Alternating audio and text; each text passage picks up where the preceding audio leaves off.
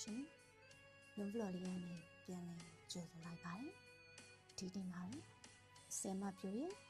အလွမ်းစာဆိုတဲ့ရတဆောင်လေးကအညာကိုတတိရတဲ့ကထန်တမဟာလေ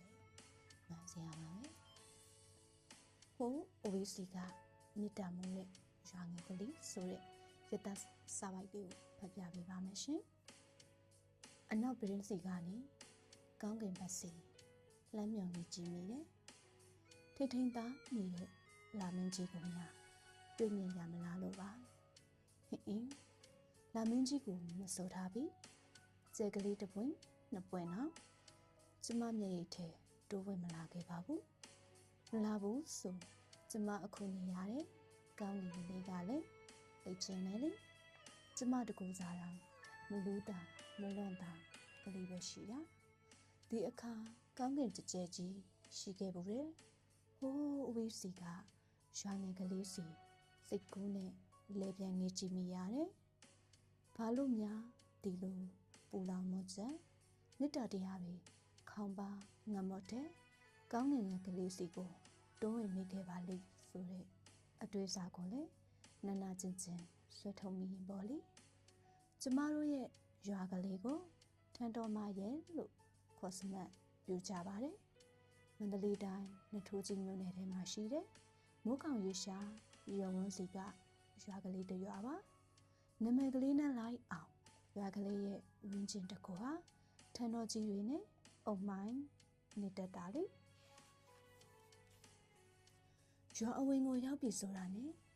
ငါးချစ်6နန်းလေးတွေနဲ့တင်းနေတော့တာပါပဲမိုးလေးတစ်ပေါက်နှစ်ပေါက်ရွာတဲ့အခါများဆိုရင်ရွာငယ်ကလေးစီကနေမြေသိမ်းတဲ့ကလေးကိုကျမသိချရတာပါပဲနှာခေါင်းလေးတရှုံရှုံလောက်ရင်ရှူမိတဲ့အထီကိုမျက်နှာမိရမျိုးအဝေးတနေရာစီကနေအပြန်မှများဒီအနံလေးကိုရလို့ကတော့ကျမဟာခုံစားနဲ့ပြမျိုးနေမိတော့တာဒါဟာငါဇာတိမိကအနံကလေးငါအဖိုးအဖွားငါအဖေအမေခေါင်းချခဲ့တယ်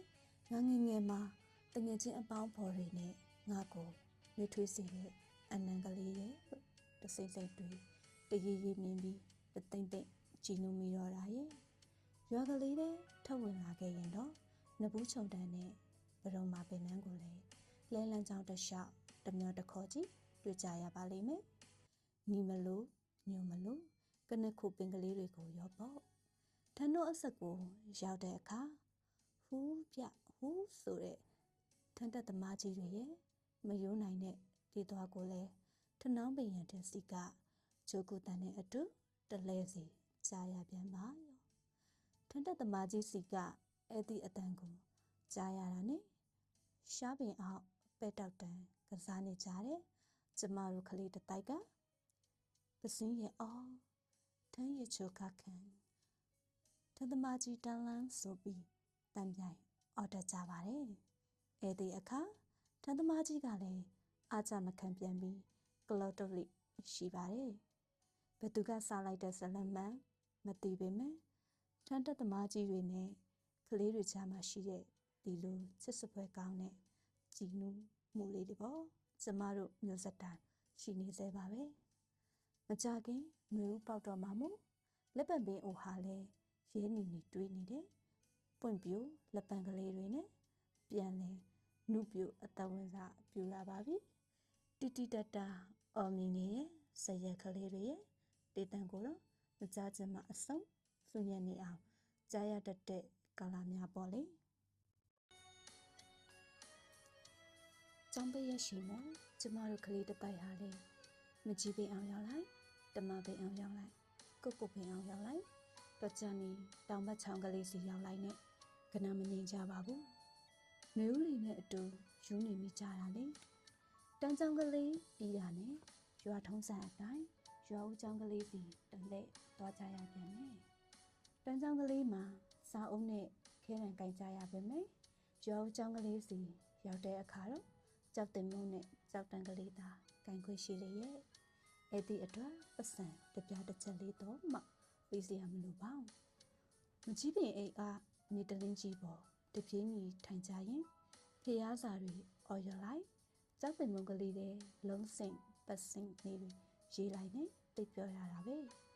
ကျောက်တံကလေးတုံးသွားတဲ့အခါကျောင်းဝင်းကလေးအနှံ့မှရှိတယ်အရွယ်ဆုံးကျောက်တုံးတွေပေါ့ကျောက်တံသွေးရတာဟာလေလွမ်းစရာအမှတ်တရလေးတွေပါပဲကာကြီးရေကတကံမမကြီးနောက်ပြန်တက်ဆိုတဲ့ပုတ်တကီရစာအတန်တွေကိုလေမကြာခဏဆိုတလို့ကြားရတလေရှိပါတယ်အဲ့ဒီအခါစာချဆရာတော်ရဲ့ထမ်းလန့်နဲ့ကြောပြင်ပေါ်ရောတင်ခံရတော့တာပါပဲဒါလဲခဏပါပဲအချင်းတန်ရင်စာမျက်နှာမြင်ဟောကြမြင်ရင်စာတင်ပြီးတဲ့အခါတော့ရောင်းချောင်းကလေးတဲ့ပြေးလွှားစာတင်ကြရပြန်တယ်ကျမတို့မိကလေးတစ်တိုက်ကတရုတ်စကားပင်လေးတွေအောင်တခါတရံခရီးပင်ကလေးတွေအောင်ပန်းတီပန်းကောက်ဖြစ်ကြတယ်လို့ယောက်ျားကလေးတွေအများစုကတော့ရွာဦးချောင်းကလေးကကိုယ်တိုင်တူရေကန်ကလေးပြီးရွှွနေကူလို့ရွှွရုပ်လှုပ်တန်းကစားလေးရှိပါတယ်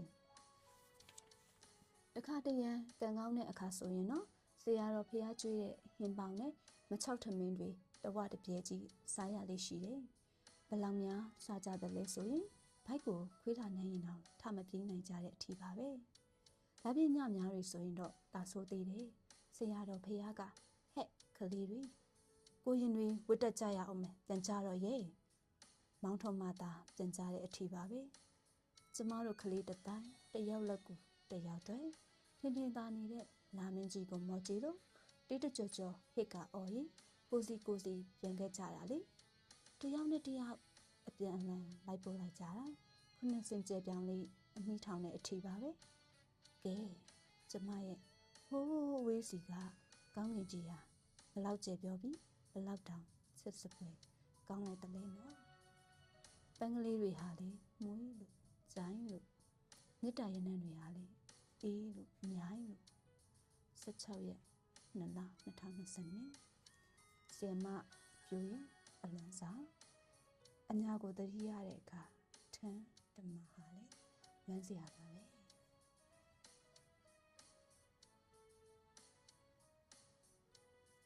လုံးလော်လေးကနေနှုတ်ဆက်လိုက်ပါတယ်မင်္ဂလာတဲ့နေ့ကိုနှုတ်ဆက်နိုင်ကြပါစေတလွင်တော့ပါတော့မနက်ခင်းတစ်တစ်ခုကိုကိုစီရရှိနိုင်ကြပါစေလို့လုံးလော်လေးကနေဆုတောင်းပေးလိုက်ပါတယ်ရှင်